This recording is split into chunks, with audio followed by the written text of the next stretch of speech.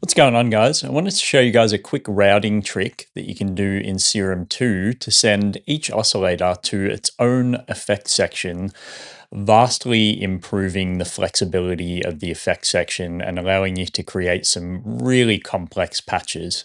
So let's jump into Serum 2 and I'll show you how you can set that up pretty quickly.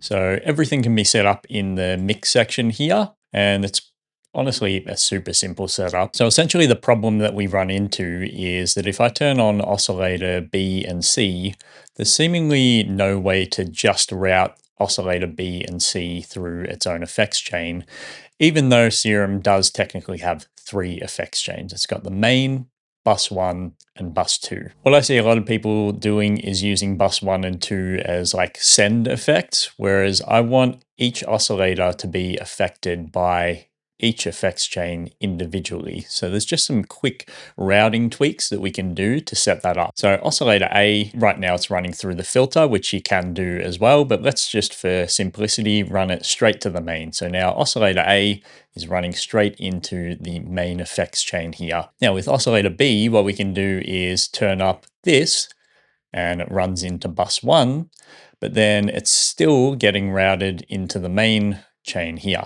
So what we can do is we can just turn this off. And now oscillator B is running through bus 1 and then coming out of the mains. So we're still getting that issue of running through bus 1, then running through the mains. So I can demonstrate that. I'll turn off both A and C. We've still got sound coming out.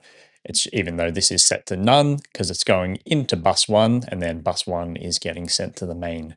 So from there, it's just one quick change on bus 1 to direct out. And now oscillator B has its own independent effect chain that it can then go through and then run straight into the direct out, bypassing this main effect chain. So the setup that we have now is oscillator A on the main effect chain and oscillator B on the bus 1 chain, and they're running completely parallel and only meeting up at the output of the synth, basically. So now we can do the same thing with oscillator C, none, route that into bus 2, and then on bus 2, we'll just change that to direct.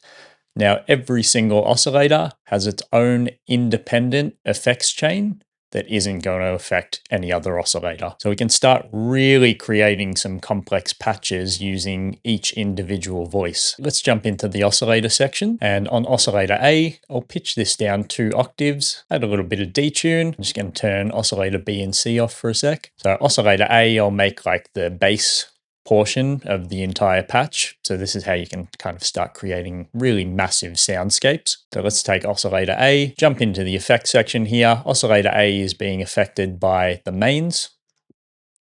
So let's pop on a filter just to cut off all the high end and place it within our soundscape. Add a little bit of resonance, a little bit of drive.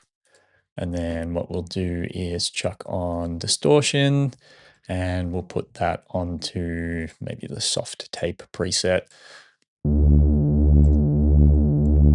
Get that, maybe we can go down 1 more octave again. Oscillator B we'll leave in the middle, make this kind of like a pad sound. So we'll add a lot more detune to it. Let's just go all the way up to 16 voices. Take our LFO1, pop that there. We'll add a bit of movement just to the level. Let's turn that rate down to 2 bars. So I've still got a fairly dry signal for oscillator B. So what we can do is jump into the effects chain, jump onto bus 1. Maybe we'll put a little bit of distortion on there. Tube should be fine. And then we'll just add a little bit of reverb just to give that depth.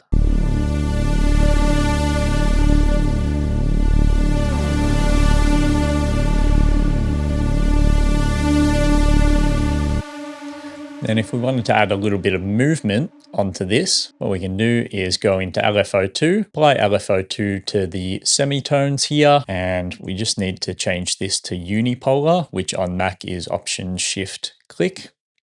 And then we just want to bring this down to 50%, because right now that LFO would be adding on 2 octaves of range to the semitones, whereas we only want 1 octave. I mean, if you want 2 octaves, that's fine, but for simplicity, we'll leave it at 1 octave. And then what we can do with this LFO 2 shape is we'll put this onto maybe 1 bar. So we'll have 1 bar kind of melody loop. Then we'll put the vertical axis up to 12 because there's 12 semitones. And then we'll put the horizontal axis just down to 2. Then what you can do is hold down Shift and that'll create that, and then hold down Option and that'll snap it to the bars there. So we'll go all the way down the bottom, so it's just playing on the root note, and then we'll go up to 1, 2, 3, 4, 5, 6, 7. We'll do the 7th.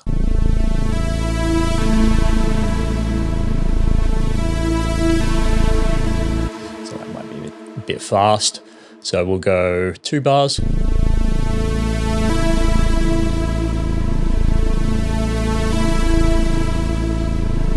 So that adds a little bit of movement to that.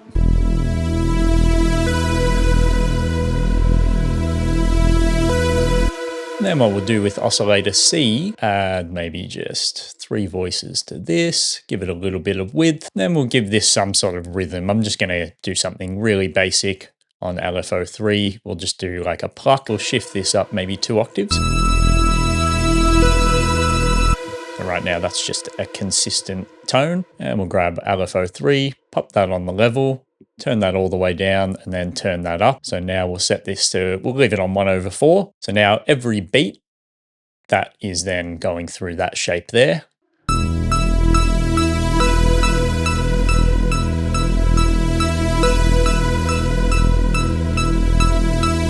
Cool. So now we can jump into the effects section, and bus 2 is what's affecting oscillator C. So let's just chuck on some delay, a little bit of reverb on this one as well. Maybe we'll just leave it on the plate setting.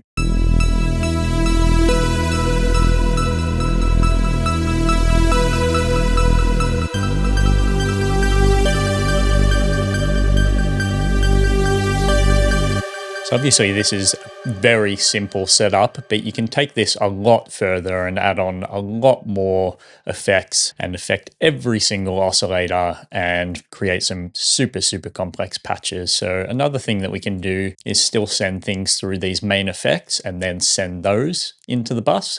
So similar to this setup, what we want to do is turn these down, turn the filter on, and then send filter 1 to bus 1 and filter 2 to bus 2. And then we want to send oscillator B to filter 1 and oscillator C to filter 2. So now it's the same setup, but B and C are now going into the filter, then into the effects chain. So that allows us to add a lot more movement to these 2 filters as well. So we could just apply this same LFO 3 shape, which is currently on the level here, jump onto filter 2, turn that down, and that'll actually give that a bit more of a plucky tone. So oscillator C is now running through this filter with this LFO 3 movement on it.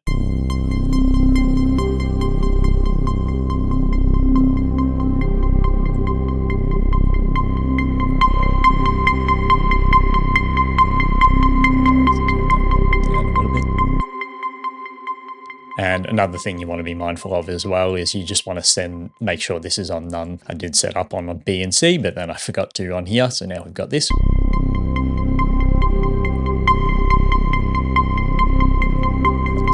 And you can just mix everything on the mixer panel and balance everything as you like. So with oscillator B running through filter 1, we'll grab the LFO 1 shape, which is currently just on the level, and do the same thing with that on the cutoff here.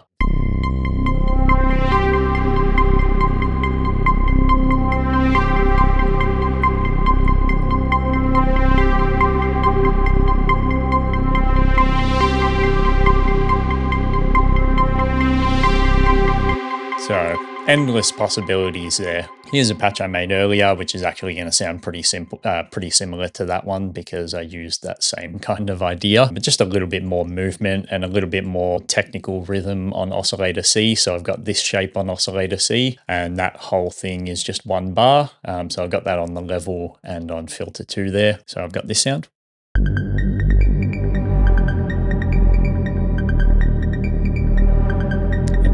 LFO 3 and 4, I've still got that same semitone set up. So LFO 3 is on oscillator C movement, and then LFO 4 is actually going down on oscillator A. So that's creating like a downward bass line for the sound.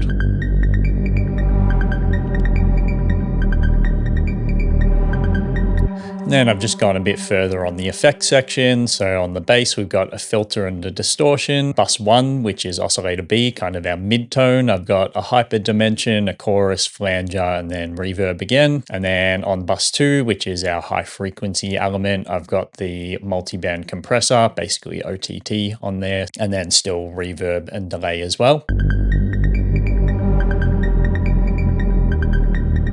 Then, of course, you can take that a step further again. So I'm just going to turn this one off and have a look at this patch that I made from this second patch that I had here.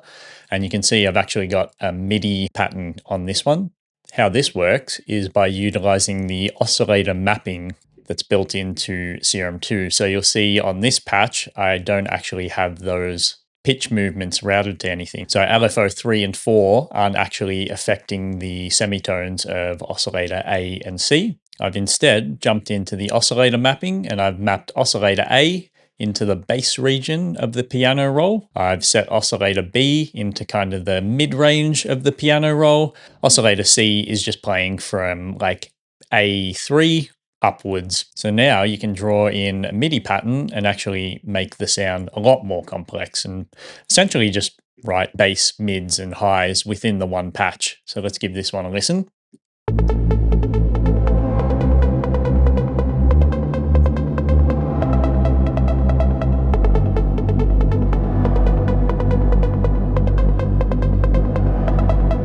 So all of these notes are playing oscillator A. Got these chords playing oscillator B, and then I've got these higher notes playing oscillator C, which still has that LFO 2 rhythm, that plucking rhythm on it. So that's why these can be extended notes.